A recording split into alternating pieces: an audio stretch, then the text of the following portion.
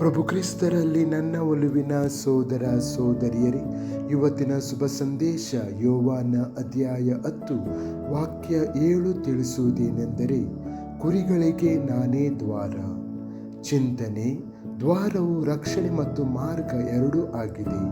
ಯೇಸು ತಾನು ದ್ವಾರ ಎಂದು ಹೇಳಿದಾಗ ಆತನ ಮೂಲಕ ನಾವು ಸುರಕ್ಷತೆ, ಸೇರಿದವರು ಮತ್ತು ನಿರ್ದೇಶನವನ್ನು ಕಂಡುಕೊಳ್ಳುತ್ತೇವೆ ಎಂದು ಆತನು ನಮಗೆ ಭರವಸೆ ನೀಡುತ್ತಾನೆ.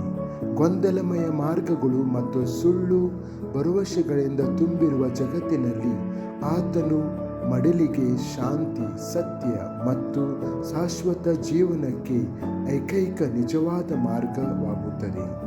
ಈ ದ್ವಾರದ ಮೂಲಕ ಪ್ರವೇಶಿಸುವುದು ಎಂದರೆ ಆತನನ್ನು ನಂಬುವುದು, ಆತನ ಧ್ವನಿಯನ್ನು ಕೇಳುವುದು ಮತ್ತು ಪ್ರತಿದಿನ ಆತನ ಮಾರ್ಗವನ್ನು ಆರಿಸಿಕೊಳ್ಳುವುದು.